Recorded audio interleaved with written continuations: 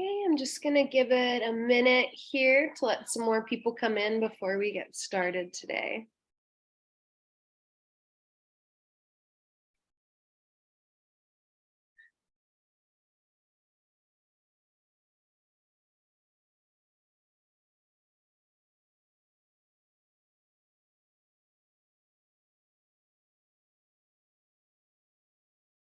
Okay, I'm going to go ahead and get started so we can have ample time for a good Q&A. So hello, everyone. Before we get started, I just want to acknowledge with respect the Indigenous peoples and communities whose historical relationships with the land continue to this day and on whose traditional territories all of our work takes place. So my name is Autumn Sipis. I am the Marketing and Outreach Coordinator with the Canadian Coalition for Green Healthcare. And on behalf of the Coalition, I would like to welcome you to today's webinar, Climate Smart Healthcare Solutions, the Benefits of Repair and Reuse. Throughout the webinar, please use the chat function for any technical issues you may be experiencing. Use the Q&A function for any questions you have regarding the presentation, and our panelists will be answering questions at the end of our webinar today. We will also be recording this webinar, which will be sent out to all registrants and will be available on our website and YouTube channel at a later time. And so to start off our webinar today, I would like to invite Dr. Miles Sargent, Executive Director of the Coalition and Partnership Lead with Peach Health Ontario, to say a few words about this series and its importance. Miles will then hand things off to Linda Varengu, Senior Advisor Climate Change for the Coalition in Cascades, as well as the Climate Lead for Peach. All right, take it away, Miles. Thank you, Autumn. So I've just turned my camera off because I understand I'm having some technical difficulties where I am. So supply chain, extremely important. Gosh, I wish I'd known 30 years ago it was so important. I would have gone into supply chain and procurement. How exciting. We need to make big decisions in healthcare about picking the right products because, as we know now, procurement and the things we buy is somewhere between 60 to 80% of the carbon footprint of healthcare. So we will be doing a new series on featuring various suppliers in Canada. And hopefully we're going to learn who is doing great things in this series and what products are moving the needle. We do want this to be a discussion or dialogue. So we will leave time at the end to ask questions. You might have some easy questions about the products, and you might have some hardball questions, and we welcome those as well. They are ready for the hardball questions. I am going to pass it over to Linda now, who is going to do a bit of education about the benefits of reuse and repair. Take it away, Linda. Thank you. Autumn, can I share my screen? You should be good to share, Linda. Okay. So the objective here is just to give a bit of a background on why this topic in particular is important. And I'll just do it from this because I can't see where. Oh, there I am. Ah, drat. The bar keeps hiding the slideshow start. Okay, so plastics. Why is plastic such an important topic in healthcare? One of the things that I wanted to bring to your attention is that we now know that plastic degrades very slowly in the environment. And since plastic manufacturing started, it's basically accumulating unless it's being incinerated. So you can see that the graph here shows the solid line, then the solid line at the top is all the plastics that have been manufactured globally to date, and where we expect that line to go by 2050. It's accelerating at a rapid pace, and we have lots of work to do if we're going to be dealing with the ramifications of plastics. So the other concern here is that there are greenhouse gas emissions that are also associated with plastics throughout its life cycle. Right now, in 2019, the estimate was about 3.4% of global emissions came from plastics. it's set to at least double by 2060. Most of these emissions come from the production and the conversion from fossil fuels. So we can talk about recycling, but there's no way that we will get to net zero if we focus on recycling. Canada has actually taken some interesting steps. They've done a study on the plastics industry in general. They've done a science assessment of plastic pollution. And as a result, they're adding plastic manufacturing items as a toxic substance to Schedule 1 of the Canadian Environmental Protection Act. So that was done in 2021, and Environment and Climate Change Canada is moving ahead with a number of zero plastic waste activities according to their waste agenda, and is also involved with the UN in a global agreement on reducing plastic. In healthcare, we have some information from a BC hospital. This waste audit was conducted in 2019 before the pandemic. And we see here that the non-recyclable fossil plastics, maybe about 30% constitute, a lot of that's packaging. Add the PPE component to that, and the total plastic waste component is about 45%. That's significantly more than the data that we have from 1990. And this is a solid waste composition study of the Ottawa General Hospital. I was actually involved in that study, and where we see here that plastics was only about 14%. So over the 30 odd years, we've tripled the amount of plastics in our use and waste stream.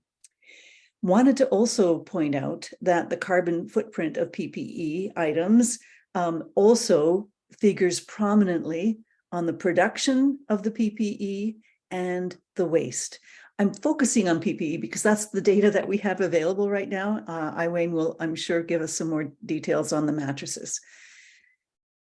So what savings can we have if we use reusables? A study from North America, the US in particular, showed about 28% reduction in energy use compared to reusables versus disposables, and a 30% reduction in global warming potential, and a potentially 41% reduction in blue water, and 93 to 99% reduction in solid waste. We also see from earlier studies that there are other savings and other benefits for reusables. There's always been a question on what is the impact on water, because we use water to clean our gowns, reusable gowns. And we see here on the bottom, this is the acidification potential, better than disposables, eutrophication potential, better than disposables, global warming potential, better. The only one that's close to having concerns is the ozone depleting potential. And from this study, they attributed it to textile manufacturing processes, the energy use, and the smog generation, all better from the reusable perspective. And I just wanted to alert you to the fact that we worked on a project on PPE reuse and reuse opportunities in particular. And we have a paper that's just come out now in the Healthcare Management Forum. That's the journal of the Canadian College of Health Leaders. So if you have access to that journal, please take a look and get more information on that. So I will stop sharing now. And Autumn, you can introduce the next speakers. Awesome. Thank you so much, Linda. So I would now like to introduce our first presenters, Brian Barsh and Kim Chetwin from EcoTex Healthcare Linen Service. Brian is the president of EcoTex, working with the company for over 17 years now, and Kim is the director of customer experience with the company. And I'll let you guys take it away. Awesome. Thank you very much. Yeah, thanks for the introduction. So I'm Brian Barch, president of EcoTex, and I'm also a board member of the American Reusable Textile Association, also known as ARTA, which we've done life cycle analysis on reusable and disposable products for decades now. And it's really exciting to be talking about the role that EcoTex and reusables have in environmental sustainability and the objectives that we are here to talk about today. So that's myself, and then I'm joined with Kim Chetwin. Kim, you want to do a quick introduction of yourself? Sure. Thanks, Brian. It's a pleasure to be here today. I'm Kim Chetwin. I'm the Director of Customer Relations at EcoTex. And so have a great opportunity every day to work with the hospitals and long-term care facilities and paramedics to help them with their reusable needs. So thank you for letting us be here today. Awesome, thanks. So what we'll do is we'll tell you a little bit about our company, talk about the role that we believe reusables have to play in this environmental shift and moving towards net zero, and talk specifically about some of the product options that we make available in reusable format. So can you slide us into the next slide? Awesome, thank you. So for those who have not heard about who we are, EcoTex, we are a family-owned and operated company founded by my family, my grandfather, in 1959. We're still today family-owned and operated, but we operate actually 9 large healthcare linen facilities in Canada and the United States. And our primary focus is about providing smarter linen solutions, and specifically 100% focused on healthcare. So it's really exciting for us in being in reusables and roles with ARDA and some of the environmental stuff that we've been doing to now sort of have it all come together and be part of the coalition. Yeah, we play a huge role in that. So our team, just as an order of magnitude, we're providing linens for approximately 1 million patients each week. So the impact of our scope of service is quite broad. And for that reason, we actually have a levered impact to be able to actually implement some really good things in healthcare through quality and innovation, product selection, gowns and reusables. And we're very excited to share some of those things with you today. Kim.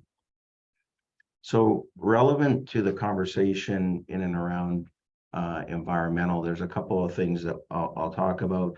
I think the Clean Green, for those who have not heard of that, is a certification specific to the healthcare laundry industry. And it really is an achievable certification for those who have been best practice and best in class for plant the way that we operate our plants. So for natural resource consumption and efficiency.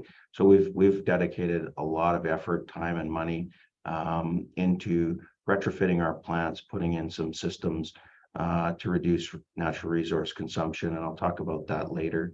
And we're also partnered with the coalition as a sustainability champion. So excited to be on the call today to learn from each other and share some of the good things that are going on within our industry. Not on this slide, but I think relevant is work being done by the American Reusable Textile Association and some really great LCA work that we've invested in to get the full life cycle and compare that reusable versus disposable. So very similar findings than the work that Linda just shared. So very excited to be part of that and share some of those things. Kim, can you move to the next slide? So eco is in our name. It has been for decades, far before it's been fashionable. And I think we've built in sustainability by design. And that really is how we're building our facility, the equipments, the systems, and the processes that we use, as well as the textiles that we're selecting and offering to customers, and just our general, company culture in and around environmental sustainability. And certainly, I would say as an operator, we've felt the impacts firsthand of some of the climate change and environmental emergencies that we've responded through floods and fires and various different things. And it certainly seems like the frequency and severity of these weather events has shifted. So that's only just sort of doubling down our commitment to focus on environmental solutions and support the healthcare system as we move towards net zero. So Kim, can you move forward one more? So just before we talk about products, I'll tell you a little bit about our company and how we set up our laundry facilities. So we reprocess millions and millions of pieces each day, 365 days a year for hospitals in Canada and the United States. And we've incorporated some pretty cool technology. You may think of a laundry facility as more like a coin op, but we're far from that. We produce millions and millions of pieces, and to do that efficiently, we've got some very, I would say, sophisticated systems for recapturing of energy and using water and utilities efficiently. So a few of the things that we have done is pushed and designed space efficiency into our facilities to reduce some of the scope 1 emissions related to the building. We've got extremely high efficient steam generators that we've replaced some of the older boilers with. I think today we have about 13 or 14 of the new steam generators, which we've replaced all the old technology from the 70s and 80s. With our wash systems, they're a continuous batch washer, and what's exciting about those is they use about a third of the amount of water as what you would use in a regular conventional wash system, because they have water reuse and recycling built in through that actual system. So we've been installing new tunnel wash systems to replace older tunnel wash systems, and what you see in the picture, it's quite remarkable actually, the difference. If we use less water, a third of the water, we use less chemistry because we have to dose less, and we also have to use less heat to heat the water. So some really cool stuff around the water and natural resource.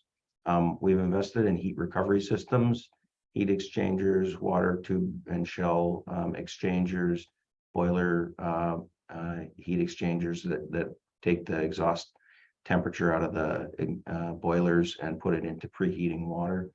And then we've also got water reuse systems built into our press extractors. So essentially, after wash, we run the goods through an extraction, which is a big press, squishes all the water out, and that water is then used as the wet down in the beginning stage of the wash. So it's already warm water and perfect to be wetting down goods. So by doing that, we're cutting out fresh water. And then we're very intentional in terms of some of the chemistry that we're using. We've moved towards MPE-free detergent, phosphate-free. We've moved away from chlorine bleach onto a parasitic acid, which is essentially hydrogen peroxide with a booster. So very specific and intentional shifts in the way that we reprocess linen, with the goal to be more efficient with our natural resources. So definitely over years have put our money where our mouth is, and feel extremely rewarded to have done the things that we've been able to do. Kim, can you move to the next slide? And then we do a recycling program for soil linen bags, which is plastics, cardboards, as well as we're reducing the repurposing and reusing downgraded textiles through various different channels. So in terms of waste stream management, we've really been concerted to recycle, reduce, and reuse on a sort of industrial scale. So pretty exciting for us. The impacts of what we're doing are levered because of the scale, and certainly, I feel very fortunate to be part of the company, and it's interesting because it's been reusable, and we've been providing reusable format for decades. But all of that work that we've done to get to today, it fits so nicely with what the coalition is doing and some of the future of healthcare. So we're super excited to play a role in developing the future, and we certainly think the future is not disposable, it's reusable. So our company fits in well with the net zero push. And Kim, with that, maybe you can talk some about the products. Sure. Thanks, Brian. So we're just going to quickly walk through a couple of examples of the products that EcoTex offers. And I think the first thing that I would say is probably linen is the last thing that people think about when you think about the things that contribute to climate resilient, sustainable healthcare systems. But when you think about the impact that linen actually has on the overall operations of a hospital or a long-term care facility or even a paramedic service, it's pretty significant, just the breadth and scale of linen throughout those facilities. So just a quick walk through three things today. So we obviously have a reusable surgical linen program. And all of we're not going to spend a ton of time on the life cycle assessments of the three items you're going to see here. They're available on the ecotex.ca website. But we do offer a full complement of level 2 to level 4 reusable surgical gowns, as well as towels, drapes, and wrappers. And what we're really seeing over time is, you can use a reusable surgical gown or isolation gown 60 to 75 times these days. And what I would also say is, sometimes people have question marks about reusable products because of how they were developed 30 and 40 years ago. And for those of you on the call who are athletes, and you think about, if you happen to be a runner or a cyclist and you were cycling in a cotton t-shirt 30 years ago, and where you think about where wicking technology has gone over the last 30 years, it's very much the same with reusable surgical gowns and isolation gowns. So full complement of reusable surgical items. Obviously, isolation gowns, everyone would be familiar with the EcoTex PPE program, especially throughout the pandemic. And then another example that we have are the reusable underpads, which again, similar to the surgical products and isolation gowns, have come a long way over the last 10 to 15 to even 5 years, where the quilting and the actual production of the reusable underpads results in a high breathability and helps protect or maintain skin integrity of patients who may require these.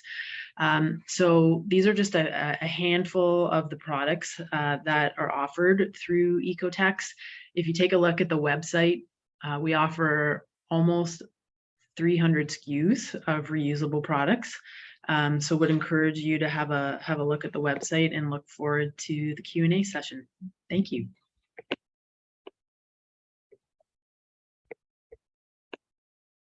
Awesome. Thank you, Brian and Kim. Great presentation. I'll now introduce Iwayne Lamb, the president and CEO of Surface Medical Inc. and inventor of the CleanPatch, which he's going to tell you all about. Awesome. All right. Thank you, Autumn. I appreciate it. And hello, everyone. Thank you for your time today. My name is Iwayne Lam. I'm the president and CEO of Surface Medical. We are a Calgary, Canada-based organization.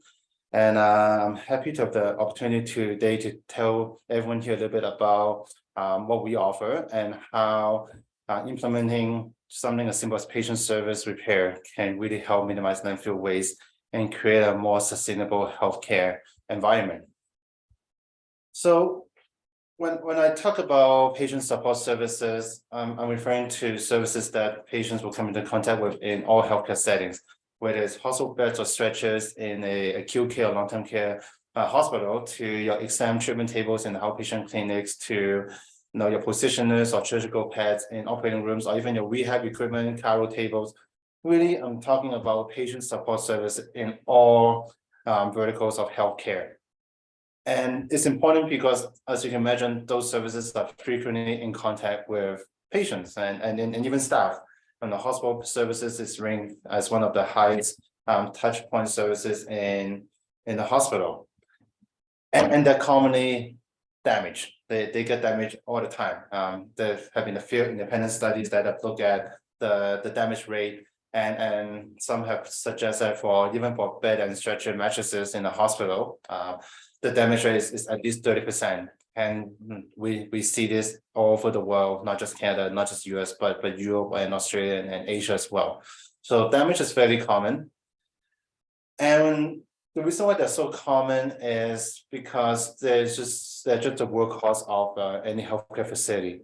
When you imagine a hospital bed getting wheeled around the hospital from unit to the operating rooms to different departments, they get pushed around all the time, and they could get damaged from just scraping against wall or doors, or when they're getting used and then the doctors are playing defibrillators and other equipment on it, it could scratch up the service. Could be how they stored, or even by patient. If you imagine you go into your chiropractic or your rehab and you're wearing a belt buckle or your shoes, you could easily scratch up and puncture those services as well. So that really get used and abused in the hospital from a physical perspective, but also from a cleaning perspective. This equipment are getting cleaned in day out. A lot of this equipment are used 24 hours a day, 7 days a week. They are getting cleaned very frequently with harsher chemicals, especially during the pandemic and in the post-pandemic environment. So they're really getting exposed to a lot of harsh chemicals, and because of that, often they do get damage over time, and then they just weaken as the product age, get used for a long period of time. Just no different than, let's say, the seat in your car or your boat or a gym mat. Over time, it does weaken and does they could crack and delaminate over time. And when you look at a household mattress, where it's expected to be used in service for at least 7 to 10 years, it could just get damaged through standard wear and tear. Why is this a problem, and why I'm talking about this today? Is because those damage could lead to what's called hospital-acquired infections, which I'm sure anyone who works in healthcare will be very familiar with this problem. This is when people go to the hospital and they're getting infected and sick from something that's other than what they were admitted to hospital or when they went to the hospital to be treated for. It's not a good thing, of course, and it's actually, I think, the third or fourth leading cause of death in the US. So it's fairly common, and it's definitely a risk to both patient and staff. How this relates to patient services is, right now, as soon as that service, let's say a mattress cover or treatment table cover is damaged, even something as small as a needle hole, it's compromised. And you could have blood and fluid and urine and other contaminant going into the core of the equipment. And as soon as that contamination occurs, that equipment cannot be cleaned, no matter what you use. It's just it could become an infection risk to patient and staff. It's a problem that's well documented by everyone.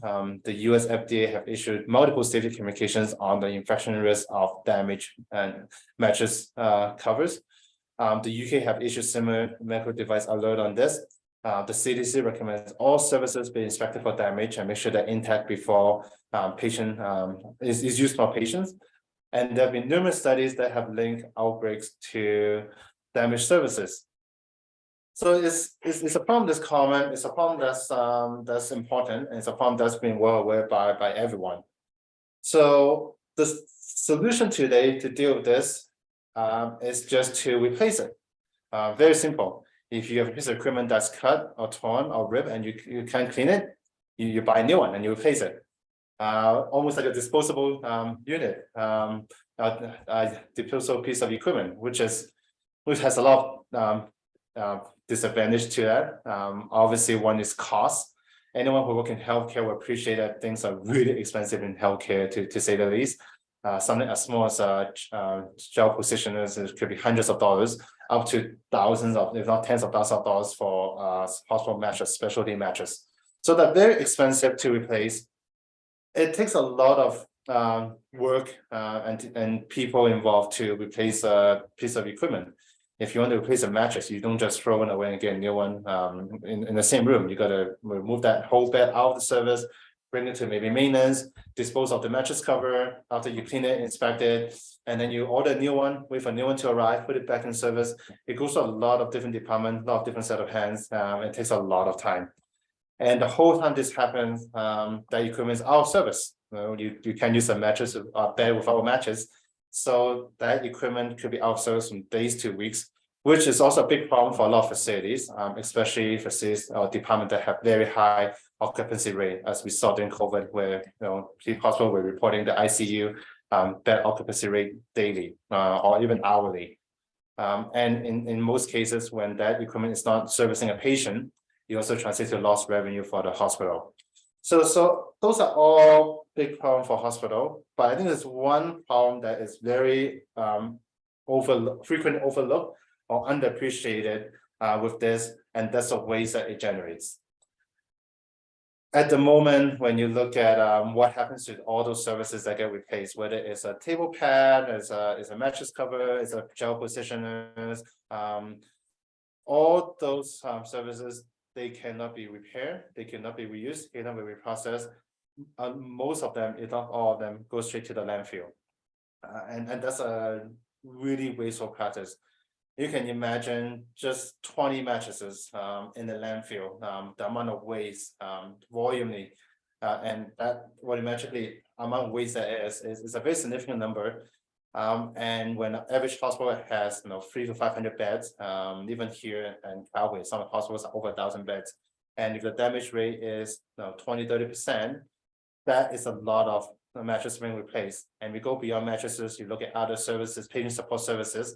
It really is a lot of waste that is going to landfill, and sometimes prematurely. I always like to share the story where when we first started the business, we approached a local hospital bed shop and say, hey, we're a small startup. We'd like to get some used equipment that you're going to throw away so we can test our product out.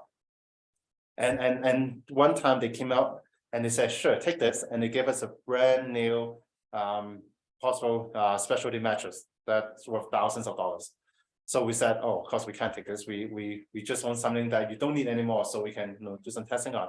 And they were like, no, we got this yesterday, but as they're unloading off the truck, it got scraped against the side of the truck and there's a cut on it, we can't use it. It's going straight to the garbage. It's not covering the warranty because we cut it. So unfortunately, we can't return it, we can't exchange it, we just have to throw it away. So that's when we realized this problem goes beyond cost. It really is there's a wastefulness, sustainability problem to it. So we figured, well, let's do something about it. And that's when we created CleanPatch, which allows hospitals and all healthcare facilities to repair instead of replacing those services. So this is what we have created almost 8–10 years ago now. And the product is called CleanPatch. It was the first and it remains the only medical repair patch on the market globally that can support patient support service repair. So the idea of CleanPatch is very simple. It's like a tie patch or a band-aid, where you look at the diagram here, you can see a damage on the surface, whether it's a mattress or a pads or whatever it is. Instead of saying, oh, it's compromised, we can't clean it, buy a new one, you can just disinfect the surface, apply CleanPatch, peel and stake, and then clean it again, and then that's it. It restores the damaged surface to an intact and cleanable state. Nothing goes in, nothing comes out, and now the surface can be put back in use right away. This product is the only one that's registered with the FDA, Health Canada, and CE mark as a custom device. So this is not just a patch, this is actually a custom medical device. It's really designed for healthcare use. So it's able to withstand repeated, very aggressive hospital cleaning, use and abuse in the hospital environment, the wiping, the patient movement, And it's also, of course, medical grade, so biocompatible and hypoallergenic and latex free. And when we work, and here's a product in real life. On the left, you see a small hole there. Normally, what a hospital is supposed to do is to say, this is compromised, you have to buy a new one. But instead, you can just repair it. It takes about 2 minutes. And the benefit of it is we actually did the repair in the room. So instead of saying you have to take out the bed and not have a patient occupying that room until we get a new replacement, we can do it immediately in the room during the cleaning, the cleaning cycle, thermal cleaning of the room. So it really keeps the equipment in service and minimizes the downtime. Because of how easy it is to apply, it's just like applying a patch or a sticker or Band-Aid.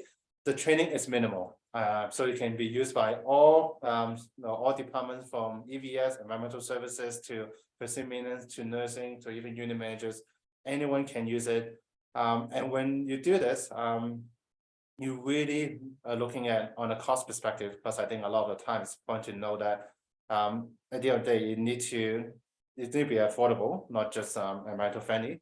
But when they repair this, that's saving hundreds and thousands of dollars. In this instance, this was a stretcher mattress, so we save about $800 direct cost by being able to keep this in service. And then, of course, all the operational administrative costs associated with disposal replacement, you avoided those as well by just being able to repair this in the room on site. So some people, when we talk to the hospital, they think, oh, we've never repaired a service before. We don't know if this is something it's a lot of effort to implement site-wide. Sometimes they are a bit skeptical of it. But really, it's a really, if you think about it, it's a really, really simple process. Right now, they're already looking for damage. They have to, in almost all impression control guidelines out there. You have to assess for damage before a patient is put on it. So that assessment is already taking place. But right now, instead of when you see damage, instead of saying, oh, there's a damage, to buy a new one, you just measure the size, the location, and look for any sign of fluid ingress. If there's already blood or urine inside the equipment, it's too late. But if there's no fluid ingress, the damage is not massive. It's not 10, 20-inch cut, and it's a location that's repairable, then it can be repaired immediately on site by anyone, really, whoever is responsible for repair. And that's it. It really simplified the process, and it really saves a lot of time than having to go through the replacement process. And more importantly, and of course, because of what we talk about here, it really reduced the waste that's being generated. I can imagine again, even if 5% of those services, not 30%, are getting replaced on a daily basis, it really represents a very significant amount of waste that's going to the landfill. We have seen that majority of the damages are repairable. And that's when we're going to a hospital that have been ignoring this problem maybe for years. When we work with new hospitals who just have new equipment, it's actually over 95% of the damages are repairable, because most of them are just normal accidental damage from your rips and tears that can easily be repaired if they are discovered and cut early on. So that's it. So what we today, I would just like to raise some awareness, because we're the only product in the world that allows hospital to repair instead of replacing their services. Often people, when they see the problem, they don't think of and the idea you can repair service, and they automatically throw away the equipment and replace it. So what we'd like to, so we appreciate the opportunity today to really raise some awareness and talk about how implementing service repair can really, besides reducing costs, improving patient safety and equipment downtime, can really reduce the waste generated by those replacements, and really support the idea of circular economy and sustainable healthcare. I welcome anyone who is interested in learning more on how this is implemented in other facilities, or want some help with setting the protocol or information like training. Please feel free to reach out to myself or to us. We have a lot of resources over the years that we would love to share and help your facility explore and see whether this is something that could really help benefit your organization. So that's it. Thank you everyone for your time.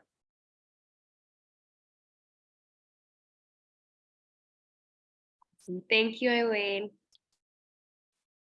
Great. Okay, so now we're going to open up the floor for some questions. Everybody can turn their video on now. I know Miles always has some good questions, but we can see what pops into the Q&A first. I'm happy to moderate.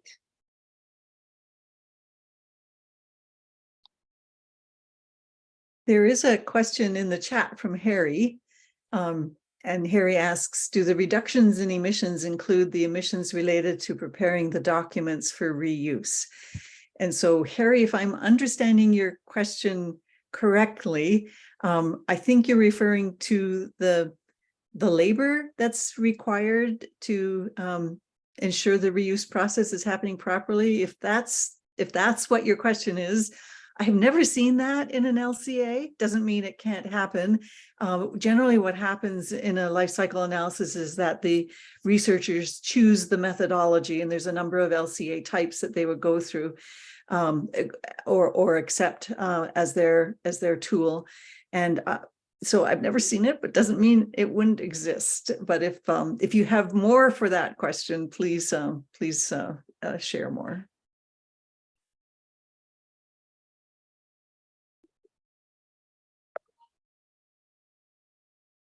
Okay, looks So like there's a question from Rob there, Rob Samulak. Boy, Rob's tough. I'm just warning you. So Rob wants to know about your transportation emissions. Related to the reusable laundry? I figure Let's so. He Did said I capture that correct? I think that's what he's referring to. Yes, he said yes in the chat. Yes, okay, perfect. Yeah, so with respect to the LCAs that ARDA has done, which I'm very familiar with, we have included the transportation and compared the reusable textiles versus disposable alternatives. And we have included all of the cradle to grave, including transportation for reprocessing as part of the comparison. And that would also include sourcing and manufacturing of materials in source country and disposal. So that is included with our LCA analysis within the industry for sure. But that said, even though there's a huge impact positive for using and case for using more reusables, we actually are also looking in additionally how we can use electrification and other things within our fleet to take it yet further. So we've made good strides with logistics and route efficiency, et cetera, to support sort of practices to date, GPS monitoring in our trucks, et cetera, like that.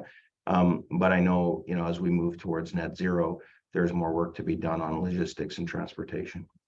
Hopefully that helps. Great, thank you, Brian. Okay, I have to go camera off to ask my question. Yes, you're right, Autumn. I've got a whole bunch written down here. So I'll start with asking the number of times a gown can be washed. I work with some engineers at McMaster who are looking at new materials. I'm sure you're familiar with those sorts of studies out there and engineers around the country, especially after COVID and all the things that we used, trying to make better products. And I remember hearing the number 200 washes was what they should be aiming for with the material, but I thought you said 60 to 70. Yeah, did I hear that?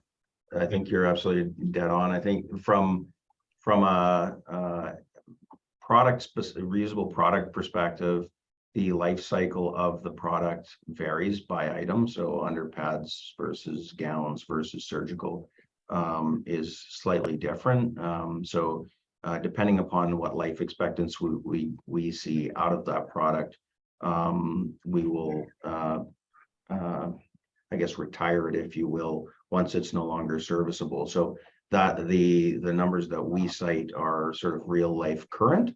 And then in terms of best practices looking forward, some innovations on fabric types, and construction is where it's exciting, and that's part of what we do as an industry association within ARDA, and that is to look at the new products and new fabric types that last longer. And so as an example of that, specifically with reusable isolation gowns, at one time reusable isolation gowns had an applied coating to create repellency and barrier, and that would wash off and deplete over time.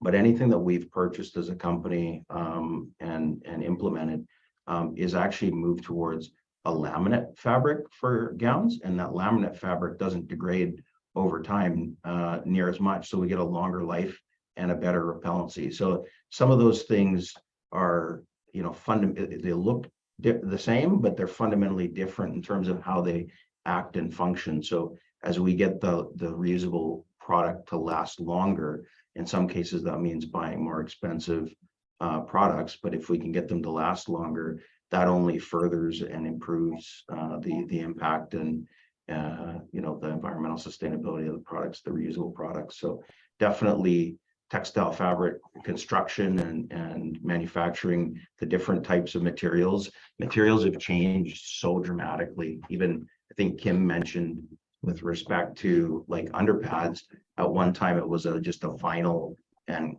you know, bottom constructed with a cotton top, and it was quilted.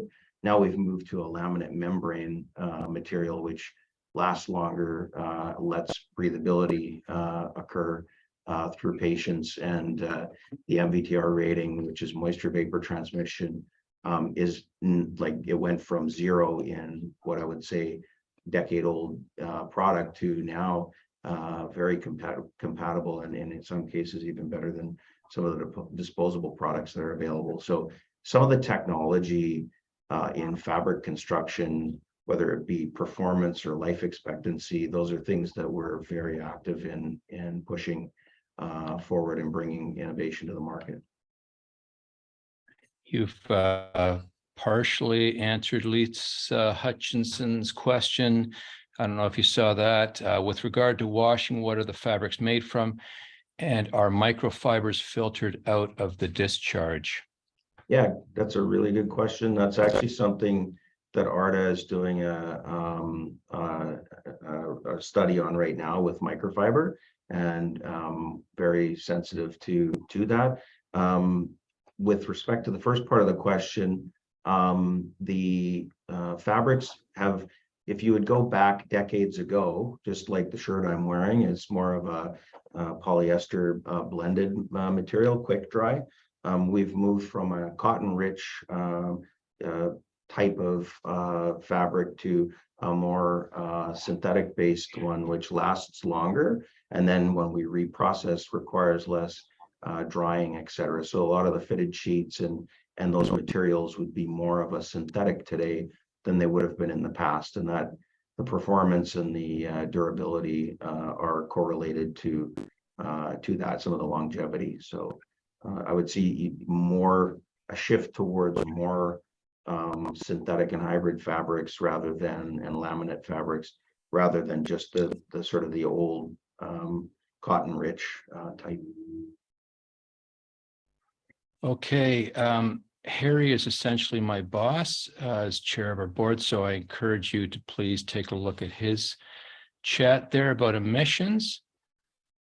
And while you're taking a look at that, I'm going to switch over to Iwin and ask about hospitals in Canada which are using the patch. Yes. So how many hospitals, you know, are there certain provinces that you're seeing this more than others? Yeah, absolutely. So we've been in the market now for over 8 years.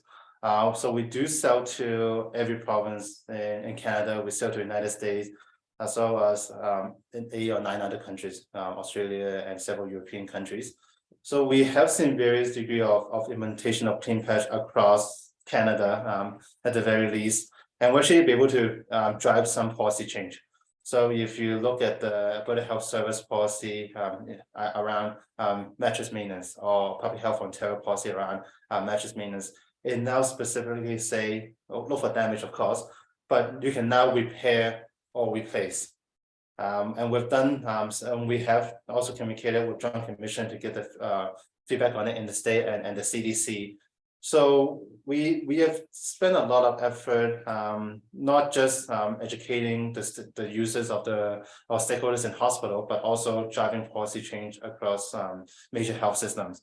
Now is to put the two together, right? Now people know we exist and they know that this is been vetted and approved to use. And we have definitely seen some successes here, especially in our own backyard in Calgary, Alberta, Canada, where I would say every single major healthcare facilities, including the real sites, have used CleanPatch. And in Calgary, every single major hospitals like Foothills and South Health, they've been using CleanPatch for years. And if you ever step foot in Foothills in Calgary, I guarantee you that you'll see CleanPatch within 5 seconds of stepping into the hospital. In the first 5 stretches you see in the hallway, one of them would have at least one CleanPatch on it. I don't know if I heard you say, how long does a CleanPatch last? We've designed it to last for a long time, the lifetime of the equipment itself. So it's not meant to be a stopgap measure until they can replace, but it's actually meant to permanently adhere to the service and for years of cleaning. We're careful to not put a date on it because we don't want people to take a 10-year-old mattress and slap a patch on it and say it's still good. So we try to avoid that. But if maintained properly, we say CleanPatch can help repair damage and maximize the use life of the equipment itself, and it could be years. Excellent. Switching over to Katie North in Winnipeg. Did you see that question, Brian and Kim? I think that's for you in terms of where you get your materials or textiles from, and obviously that can be I'll just say a rough industry with the dyeing process, etc. Yeah, for sure. I can speak to that. It's actually interesting because it's something that as a company we've been looking at for a long time and have developed long-term relationships with a few trusted partners. And part of that is understanding their supply chain and sourcing. So I think through that, we're selective in terms of where we buy textiles, and that makes a big difference. So that's definitely something that our supply chain is aware of because we're aware of that. And so, yeah, 100%. I think you have to select your partners carefully, and some do a better job than others, but it's certainly with the supply chain that we use. There's a couple of Canadian companies who we predominantly buy our textiles from for Canada as well as the US, and we're really on the forefront of that. So it's something that I spend time on, and I was just in Montreal last week touring a factory that we use, and they provide about a quarter of our textiles. And that's exactly one of the things we were talking about is the sourcing and supply and so on and so forth with respect to the manufacturing.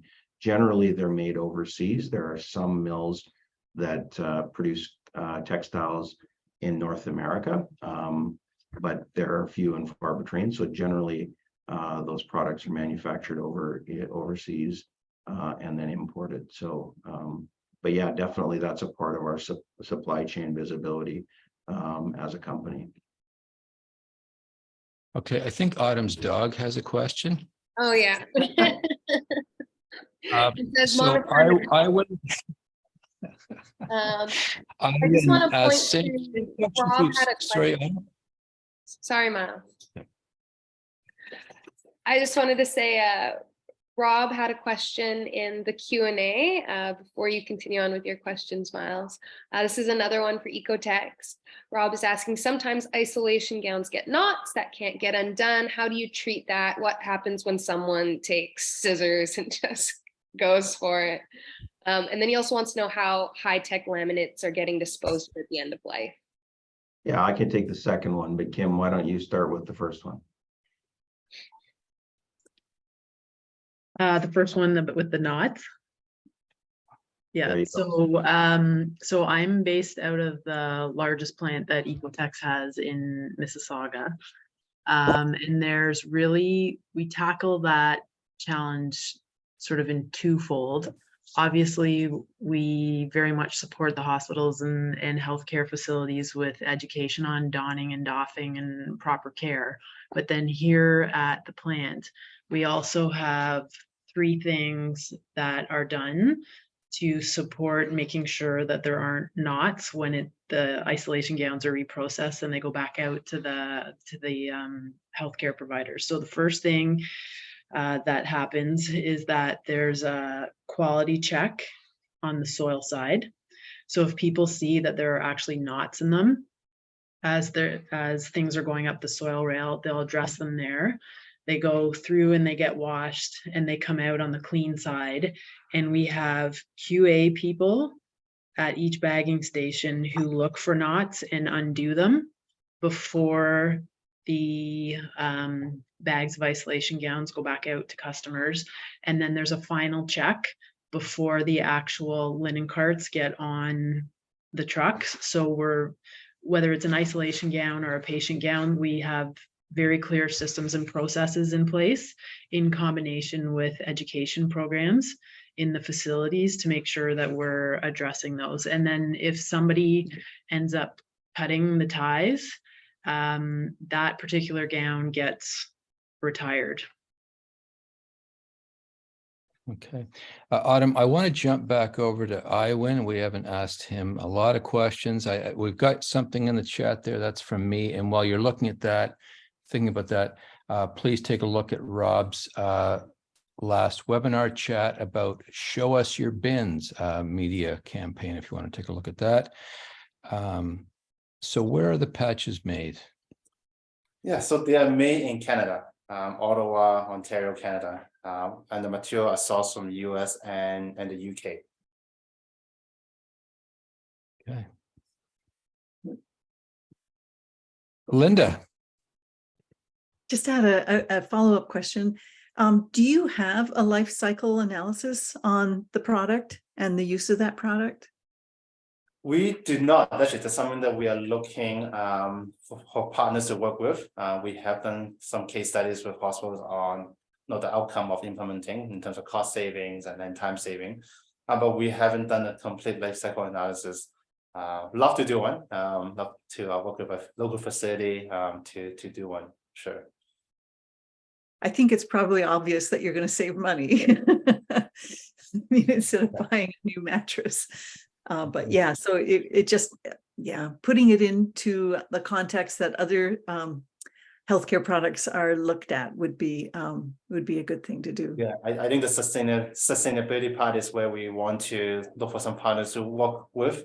We like the cost saving part is easy to recognize and measure. What we want to measure is the indirect cost, the indirect benefit of the work involved in procuring new equipment, rather, and the waste involved in disposing and replacing the service versus repair.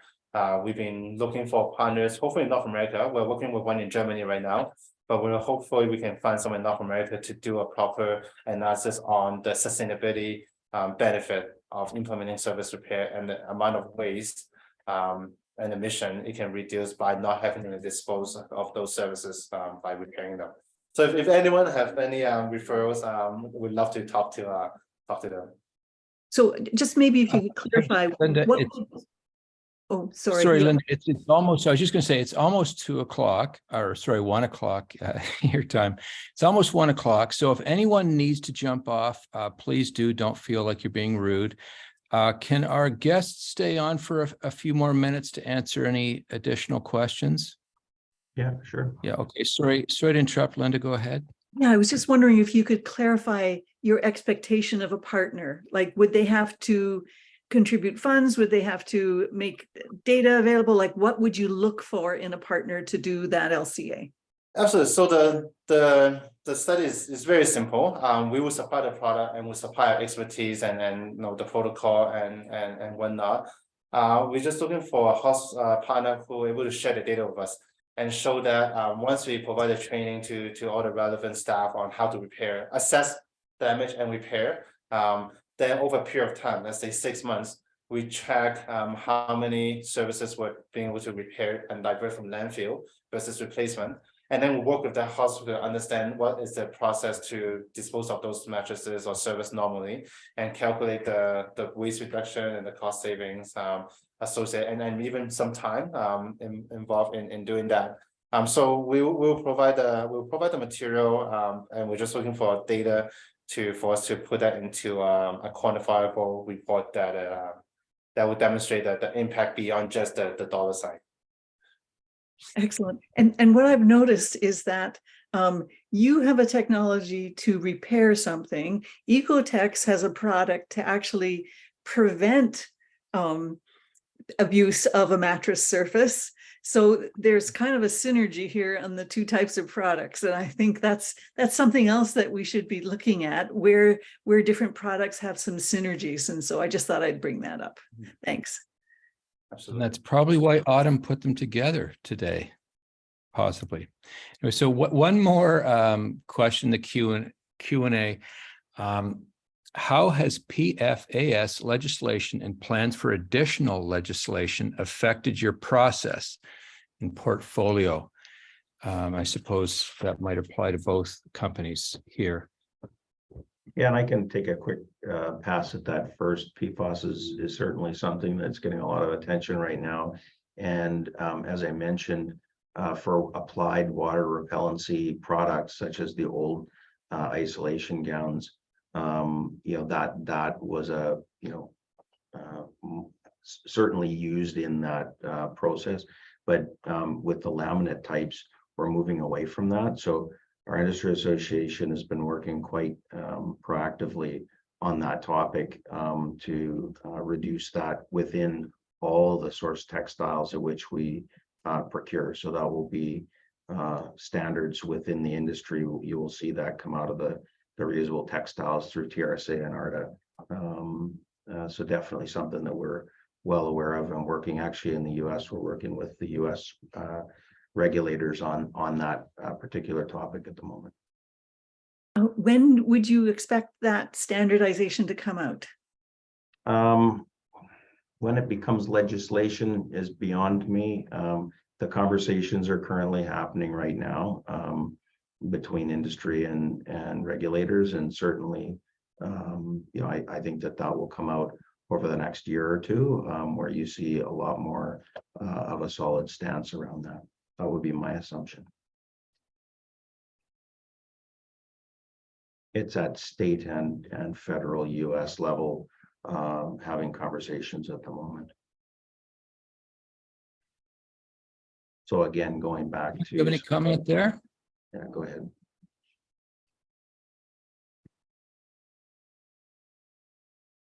Yeah, I wouldn't go ahead. Oh, sorry. Yeah, no, as Kim has said, and Brian said, the textile world is evolving very quickly. There's people underappreciate what a piece of linen is, the science behind it. And so we do as well. So we always work with different manufacturers around the world, leading manufacturers of textile fabric, to make sure we source material that are in compliance, if not exceeds of the requirements on the formulation and the composition of the material. So it's something that we are always cognizant of, and we always work with a supplier to make sure what we have does meet all requirements, if not exceed them. Okay, thank you very much. I think we should wrap it up. Autumn, do you have any final comments? And I'm also curious what NBV stands for, which is in the chat there. What does that mean? I don't know, but Okay. I